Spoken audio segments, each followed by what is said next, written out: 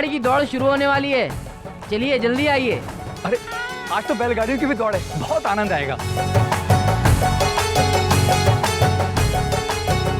देखो हमारे लल्ला भी कह रहे हैं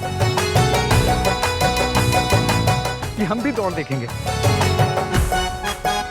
चलो यशोदा जल्दी। सुमन, लता, कनक, दोनों लल्ला का ध्यान रखना। हम शीघ्र आते हैं। चलिए।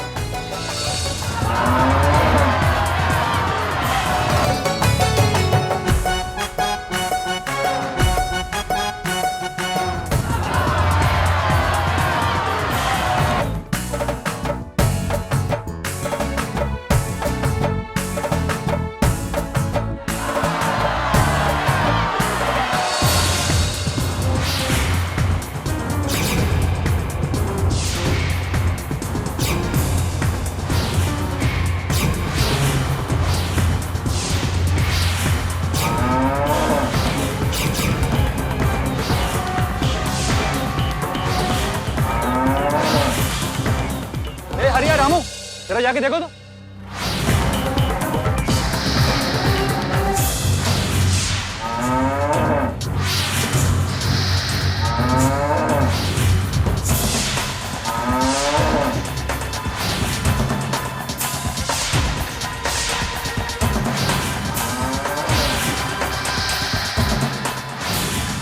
अरे ये सब गाय तो नंद बाबा के घर की ओर जा रही है। घर पे दोनों लल्ला अकेले हैं। रोको, नहीं, वरना अनर्थ हो जाएगा। चलिए।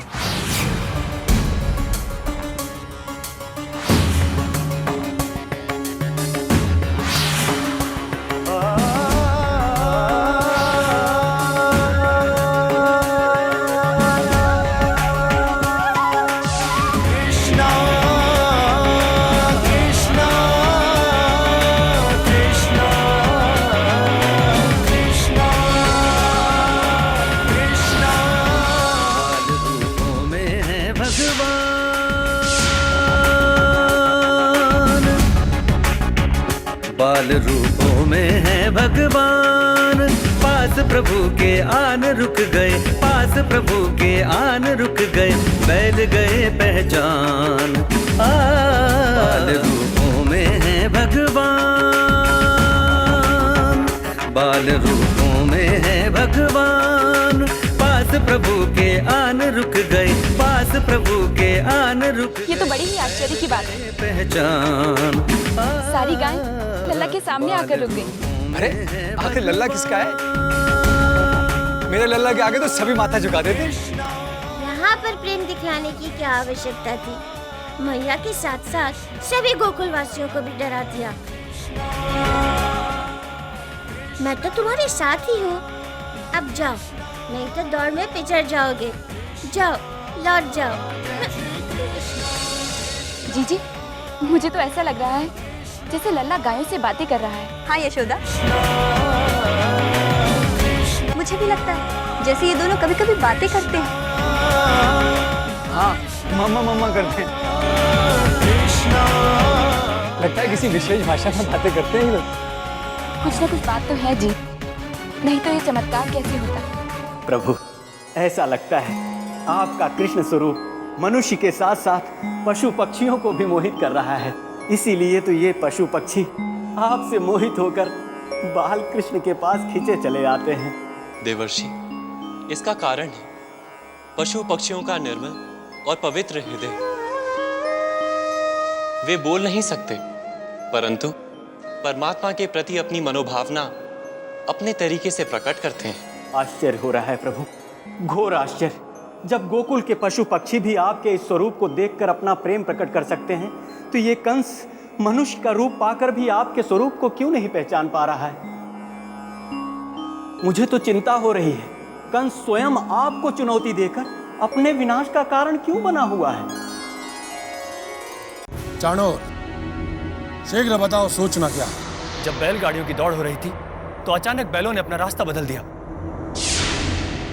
और वो कृष्ण की ओर दौड़ने लगे।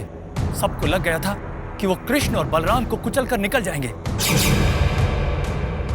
लेकिन हमारे गुप्तचरों ने बताया कि कृष्ण के सामने आते ही सभी बैल रुक गए। चाणूर, चाणूर, चाणूर, तुम हमारे शत्रुओं की प्रशंसा हमारे सामने करके हमें बताना क्या चाहते हो? यही मथुरा नरेश कि कृष्ण नंद का पुत्र नहीं है। कृष्ण वसुदेव और देवकी की संतान है, क्योंकि विष्णु ने षड्यंत्र करके अपने रूप को नंद के घर पर पहुंचाया है। कृष्ण देवकी और वसुदेव की संतान है मथुरा नरेश, 8वीं संतान। तुम्हारी बहन देवकी और वासुदेव की संतान ही तुम्हारी मृत्यु है। देवकी का 8वां पुत्र तुम्हारी मृत्यु होगा।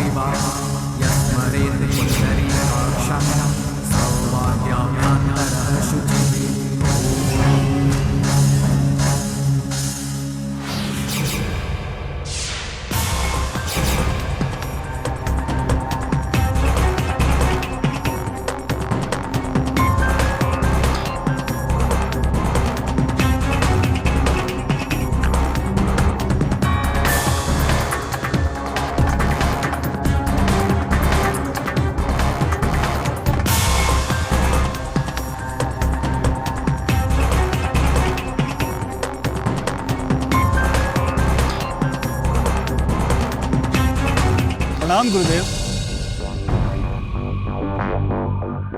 कल्याण मस्तु। ईश्वर सद्बुद्धि और विवेक दे। मैंने आपके यज्ञ कार्य में विघ्न डाला, उसके लिए मुझे क्षमा करें। अमात्य चाणूर, आपकी विनम्रता देखकर समझे क्षमा हो गई, किंतु आपके साथ इन सैनिकों को देखकर यह स्पष्ट हो रहा है कि आप मुझे बंदी बनाने के लिए आए। फिर से क्षमा करें आचार्य, इसकी तो मैं कल्पना भी नहीं कर सकता। आप हमारे पूज्य हैं। और अपने पूज्य के आश्रम में कोई सशस्त्र सैनिकों के साथ यज्ञ के समय प्रवेश करे तो क्या समझना चाहिए? आप इसे अन्यथा न लें आचार्य। यदि आपको ये अच्छा नहीं लगा तो इस अपराध के लिए मैं क्षमा प्रार्थी हूँ। तो आने का कारण बताएं। आचार्य, मथुरा नरेश महाराज कंस आपसे मिलने के लिए इच्छुक हैं, इसीलिए उन्होंने आपको राजभवन बुलाया है। महाराज कंस ने हमें बुलाया है? अमात्य चाणूर, क्या महाराज कंस बीमार हैं? कदापि नहीं आचार्य। तो क्या उन्होंने राजभवन से बाहर ना निकलने का संकल्प ले रखा है? ये बात भी नहीं है आचार्य। तो अवश्य किसी ने उन्हें बाहर ना निकलने के लिए कहा होगा। इतना दुस्साहस कौन कर सकता है? तो ऐसा कौन सा संकट है कि मथुरा नरेश को मुझे बुलाने के लिए सैनिकों को भेजना पड़ा? क्या मथुरापति आचार्य के सम्मान में स्वयं नहीं आ सकते थे? इस प्रश्न का मेरे पास कोई उत्तर नहीं है गुरुदेव। अमात्य चाणूर, शिष्य चाहे राजा हो या रंग, वो गुरु के पास स्वयं जाता है, सैनिक भेजकर उन्हें नहीं बुलाता।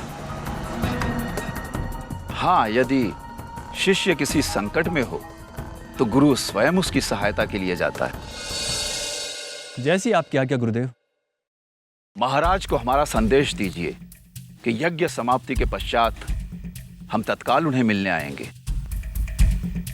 जो आज्ञा गुरुदेव। कल्याण मस्तु।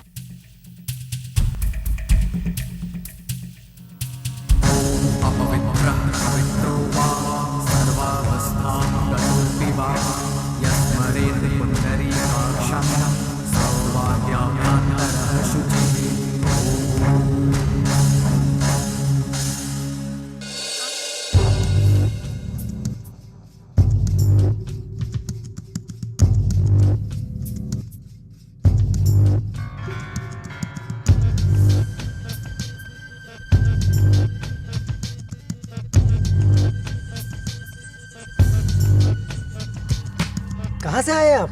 किससे मिलना है? नंद यशोदा लाल को। नहीं नहीं काका, क्षमा कीजिए। हम जान पहचान के बिना किसी को नंदलाल से नहीं मिलने देते। बेटा, मैं 30 कोस दूर से चल कर आ रहा हूँ। एक बार मुझे दर्शन करने दो